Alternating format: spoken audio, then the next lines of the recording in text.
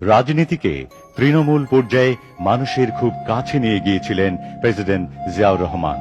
তার রাজনীতির লক্ষ্য ছিল জনগণের অর্থনৈতিক উন্নয়ন। আপনারা নেতৃত্ব দিতে চান, আপনাদেরকে জনগণের মধ্যে যেতে হবে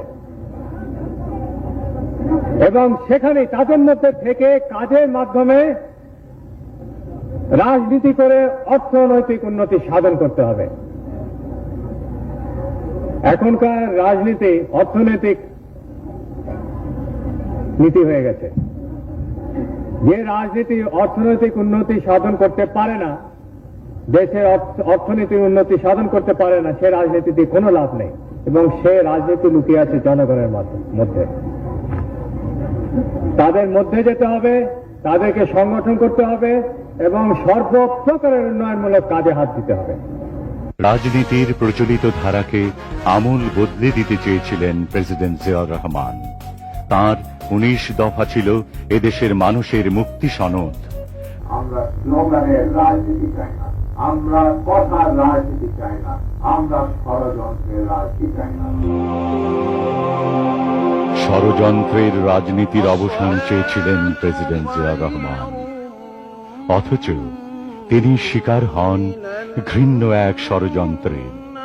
1981 এই দিনে ঘাতকের বুলেটে বিদীর্ণ হয় তাঁর বুক। চট্টগ্রাম সার্কিট হাউসে রাতের আঁধারে তাঁকে নির্মমভাবে হত্যা করা হয়।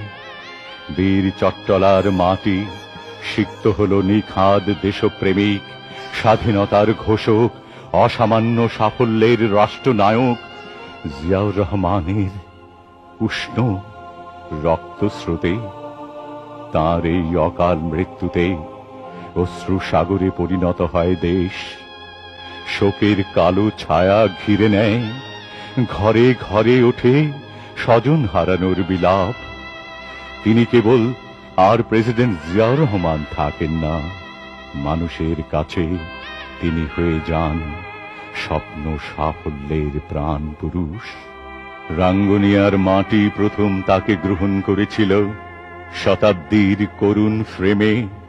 অম্লান জিয়ার মরদেহ যখন রাজধানী ঢাকায় আনা হয়, তখন শোকাকুল মানুষ ঘর দুয়ার ছেড়ে পথে নামে।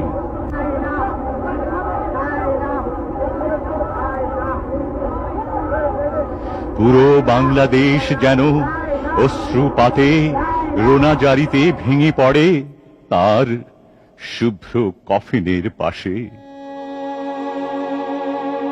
জানা যায় মানুষের সেই উপস্থিতি ছিল দৃষ্টিসীমার উপরে। কোন জানা যায় এত মানুষের উপস্থিতি জগতে কোথাও কোনো কালে কেউ দেখেনি।